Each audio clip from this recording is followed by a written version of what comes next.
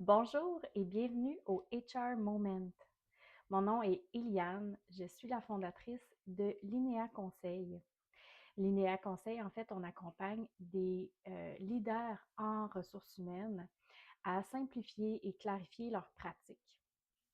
Évidemment, on le sait, l'intelligence artificielle bouleverse ces pratiques. Donc aujourd'hui, l'objectif est vraiment de passer d'une expérimentation individuelle de l'IA à une innovation qui soit collective, donc en équipe. Parce qu'on le sent, on avance, mais pas toujours ensemble.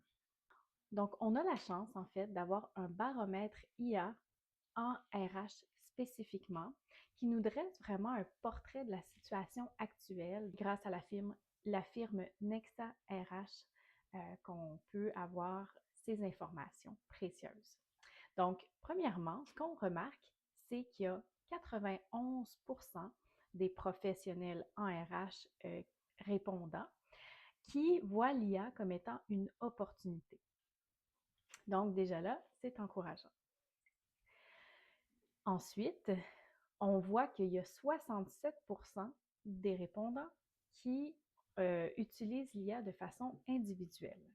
Finalement, fait intéressant, c'est qu'il y a 76% qui mentionnent l'absence de stratégie claire comme étant le principal frein. Pas le budget, pas le manque de compétences, le manque de stratégie claire. Et on voit aussi qu'il y a 29% des entreprises, des organisations qui sont dotées d'un plan stratégique en IA. Donc, on peut comprendre donc le phénomène du shadow AI qui est présent également dans le milieu des ressources humaines. Donc, ce qu'on constate finalement, c'est que ce n'est pas un problème d'intérêt, c'est un enjeu qui se voit structurel.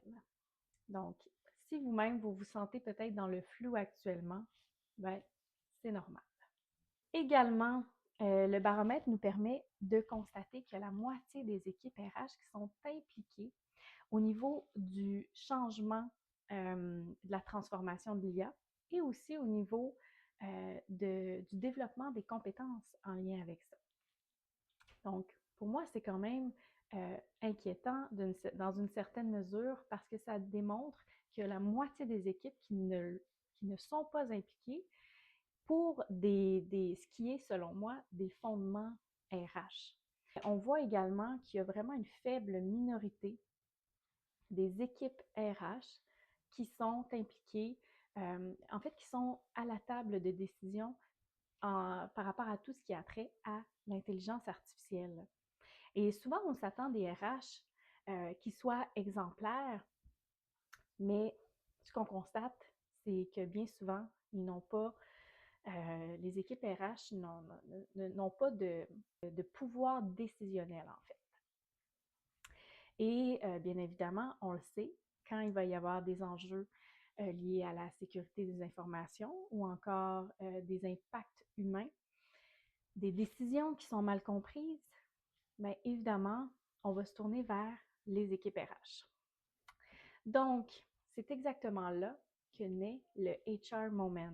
C'est là où les équipes RH prennent conscience de l'importance de sauter dans le bateau dès maintenant. C'est leur moment de briller, en fait.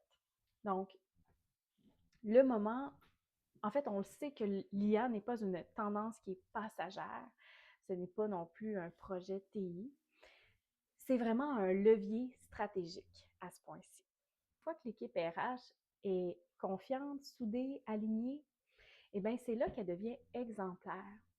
Et quand l'équipe RH est exemplaire, bien, c'est là qu'elle peut vraiment rayonner à travers l'organisation et activer son pouvoir d'influence.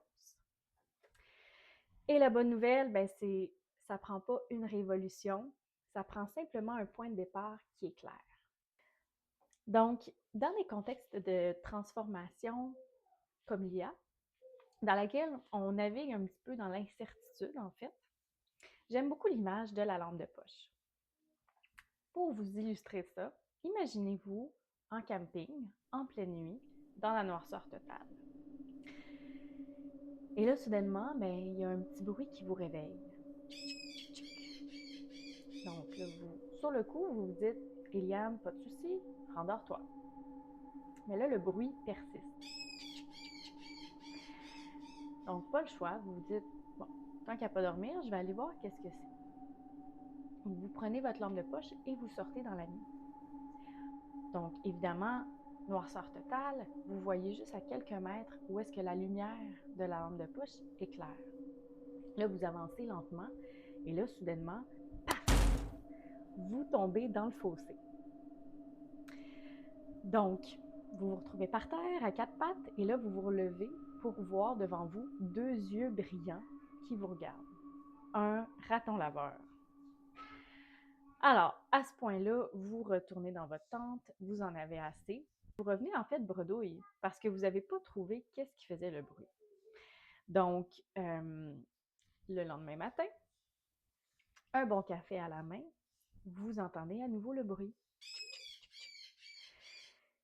Pour vous rendre compte qu'il s'agissait uniquement d'un oiseau. Donc, avec l'IA, en fait, c'est vraiment la même chose. On peut voir rapidement les gains rapides, l'automatisation, le temps qui est sauvé, mais on ne voit pas toujours l'entièreté de la situation, c'est-à-dire les impacts en aval, toutes les conséquences liées à la sécurité des données, ou encore l'expérience employée ou l'expérience candidat qui peut en être affectée. Parce que c'est ça, on ne peut pas tout planifier de A à Z. Ce qu'il faut, c'est vraiment avancer un pas à la fois, expérimenter et s'ajuster pour apprendre au fil du temps. Et imaginez si tout le monde dans votre équipe a chacun sa lampe de poche et éclaire ensemble. Mais là, on peut voir le raton laveur, on peut voir le fossé et on peut voir l'oiseau. C'est vraiment l'état d'esprit de la méthode que je vous propose aujourd'hui. On va prendre un exemple concret aujourd'hui, celui de Métal Précis, une compagnie de transformation de pièces de métal à Drummondville qui compte 500 employés. Donc, l'équipe RH actuellement, dû aux absences et tout ça, est composée de quatre personnes, dont Sophie, qui est la directrice RH. Sophie, en début d'année, s'est lancée avec justement cette mission de structurer l'intelligence artificielle et elle a convoqué une réunion d'équipe. Quand elle demande à ses 3 employés comment est-ce qu'ils l'utilisent, bien, elle obtient 3 réponses différentes.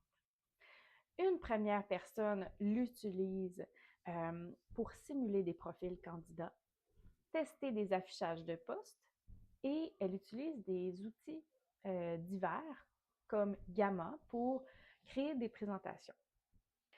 Une autre de ses employés l'utilise principalement au niveau de la rédaction, donc tout ce qui est courriel, communication interne ou pour créer du texte là, pour bâtir des outils RH.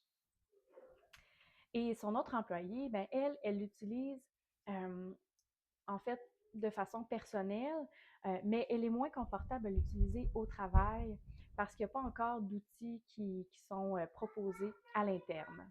Évidemment, Sophie sait que son équipe est bien intentionnée. Il y a une bonne volonté.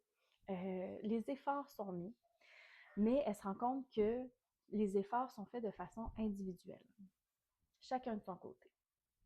Donc, beaucoup d'heures investies individuellement. Des apprentissages, évidemment, qui sont faits, mais qui ne circulent pas et qui ne resteront pas dans l'entreprise. Et des zones de risque, évidemment, implicites, surtout par rapport aux données sensibles. On va voir plus tard comment sélectionner notre processus pilote, mais je vous suggère de choisir commencer par un gain rapide, un quick win, comme on dit. Et pourquoi? Premièrement, bien, ça va générer la confiance, d'avoir de gagner, de réussir. Ça va générer la confiance dans votre équipe, de persévérer pour dans cette transformation-là, parce qu'on commence par un projet pilote, mais évidemment, ça nous prend de l'énergie pour continuer. Ça va vous donner en fait un impact visible, en mesurant votre projet pilote et en ayant justement des résultats qui sont impactants. Tout ça, bien, ça va vous permettre vraiment d'influencer à haut niveau pour justement aller chercher les ressources nécessaires pour continuer dans cette transformation. Donc, c'est exactement là qu'on va utiliser la matrice de priorisation. Donc, pour ce faire, on explore deux axes. Premièrement, le niveau d'impact organisationnel, comme je le disais un petit peu plus tôt. Ce qu'on veut, c'est quelque chose qui mobilise beaucoup de temps ou qui a un volume d'activité qui est important, donc qui a un potentiel de gain. Le deuxième axe, c'est la clarté. On voit souvent la faisabilité dans ces matrices, mais en fait, au niveau de l'IA, ben, la clarté est tellement essentielle que c'est vraiment ce critère-là sur lequel on va se baser. Parce qu'après ça, des variables de temps ou de budget, on va pouvoir les moduler dans notre projet pilote. Donc ici, ce qu'on veut, c'est vraiment sélectionner des pratiques RH sur lesquelles les rôles, les responsabilités, puis les grandes étapes sont entendus collectivement, en fait. Donc, le travail est fait de la même façon. Donc, je vais vous présenter les 4 zones qui peuvent se retrouver dans la matrice. Dans le cas de Sophie, premièrement, on a le gain rapide, le quick win. Donc, dans le cas de Sophie, ils ont sélectionné le processus d'intégration des nouveaux employés parce qu'ils ont quand même un bon volume, 8 à 10 embauches par mois d'opérateurs. Et ils viennent tout juste de revamper le processus qui a été communiqué puis qui est appliqué sur le terrain. Donc, c'est déjà clair.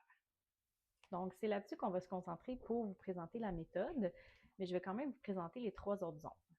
La deuxième zone, en fait, je vous donne l'exemple de Sophie, c'est le processus disciplinaire qui a été identifié là, parce que oui, il y a une quantité, c'est quelque chose qui était impactant, mais en fait, ce n'était pas appliqué de façon uniforme à travers l'organisation. Donc, pour l'instant, la priorité, c'est pas d'intégrer de l'IA, c'est de clarifier le processus. Troisième zone, toujours chez Métal Précis, on parlait des comités SST. Donc, tout ce qui était la tenue, la coordination et tout ça.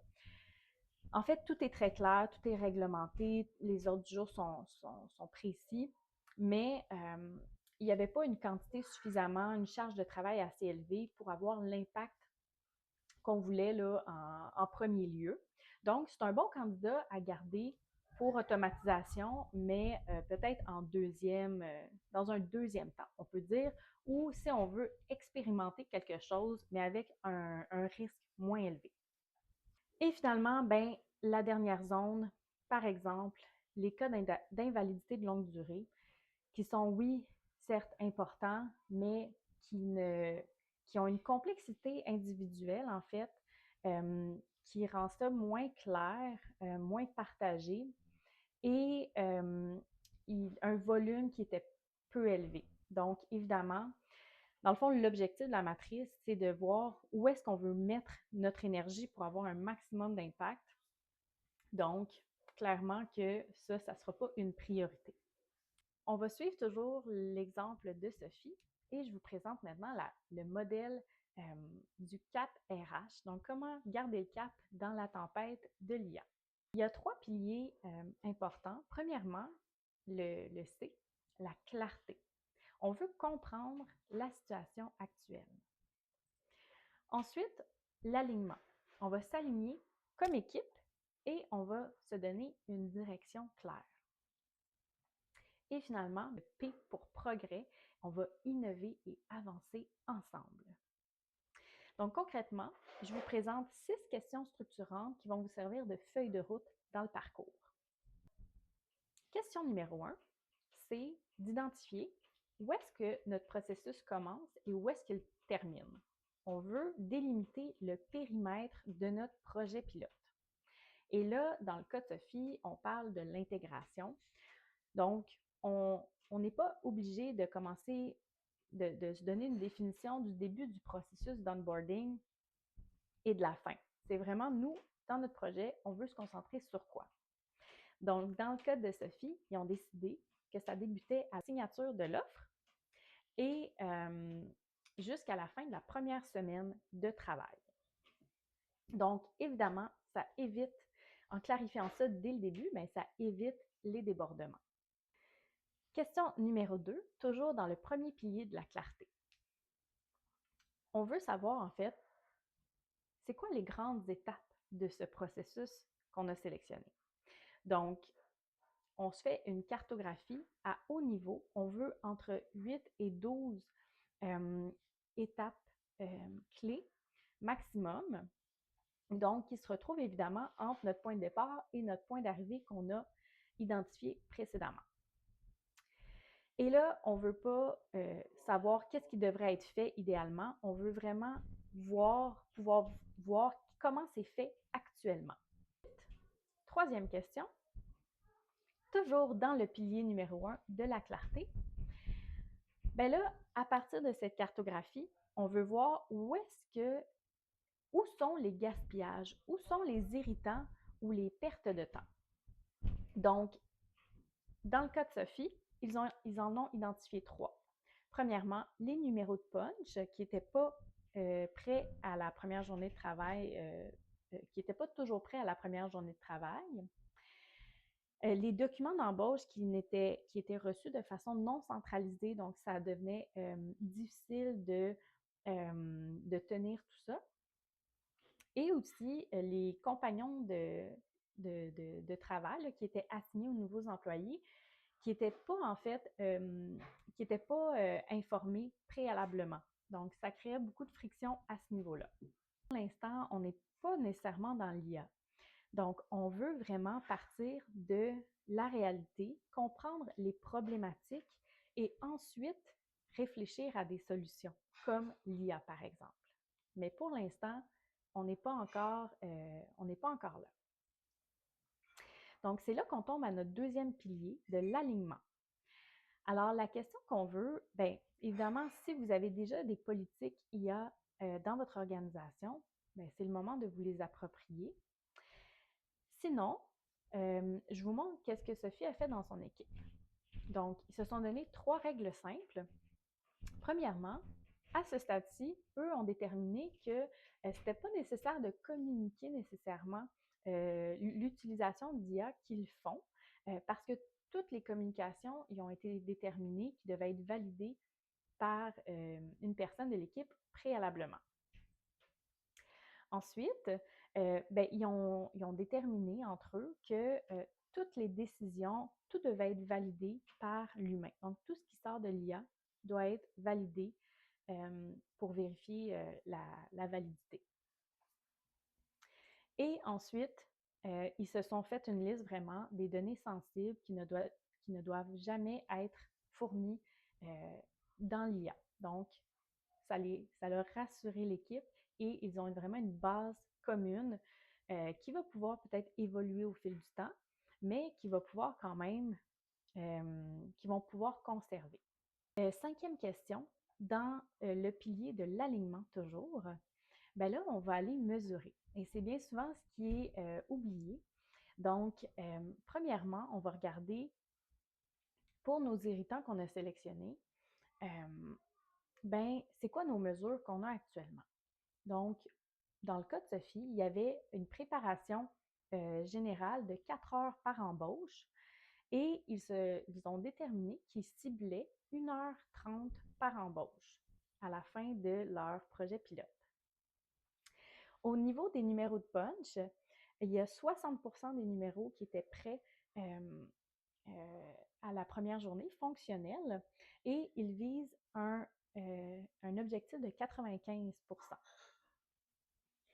Au niveau des compagnons, ce n'était pas quelque chose qui était mesuré actuellement, mais ils veulent s'assurer, maintenant ils veulent commencer à mesurer qu'il y a 100% des compagnons qui soient briefés au moins 48 heures au préalable.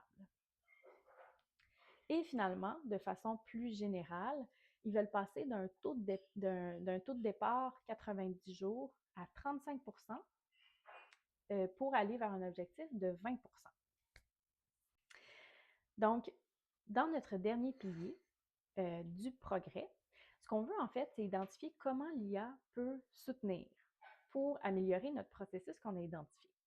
Donc, la première étape, c'est de faire un remue-ménage en équipe pour vraiment couvrir tous nos angles morts, puis essayer de voir, de penser en fait à des solutions qui sont pas nécessairement la première solution qui nous est venue. Donc, faire ça en équipe pour vraiment explorer un maximum de possibilités. Dans l'équipe de Sophie, il y avait trois solutions principales qui sont sorties. La première, c'est une bibliothèque de gabarits de communication qui peut être créée justement grâce à l'IA, mais qui soit collective et partagée.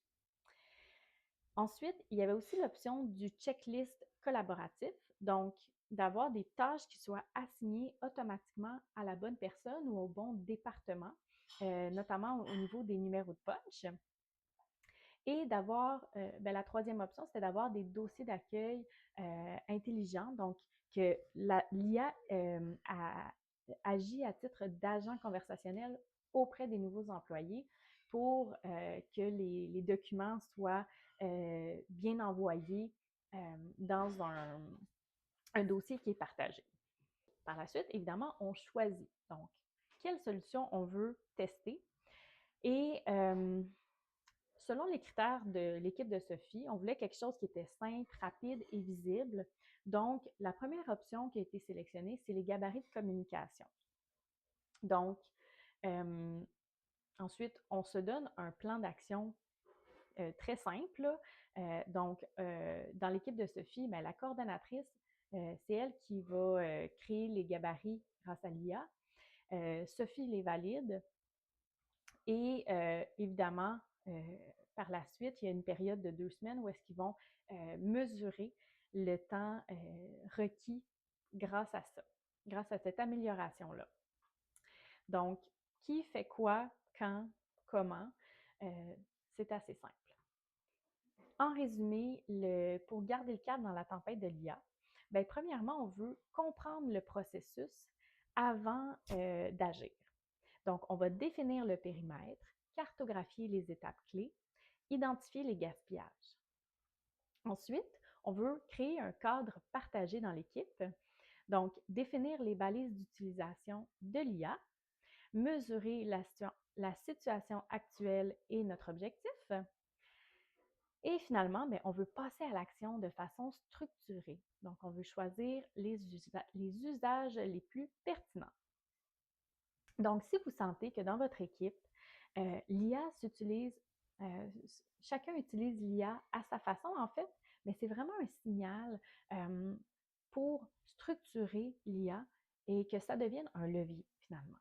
Et ça peut commencer avec un point de départ qui est tout simple, un atelier collaboratif de 3 heures dans lequel je vous accompagne vraiment à passer au travers de la méthode CAP avec tous les outils qui sont fournis, l'analyse qui est faite et un regard externe aussi qui peut souvent appuyer la réflexion d'équipe. Pour ma part, je suis vraiment convaincue que la transformation part de soi. Donc, je vous invite vraiment à passer au niveau supérieur avec votre équipe en ressources humaines pour vraiment ensuite rayonner à travers toute l'organisation et influencer positivement. Donc, ça serait vraiment un plaisir d'échanger lors d'une rencontre exploratoire gratuite. Et sinon, je vous invite à partager le HR Moment à vos collègues dans le milieu. Alors, merci beaucoup. Au plaisir!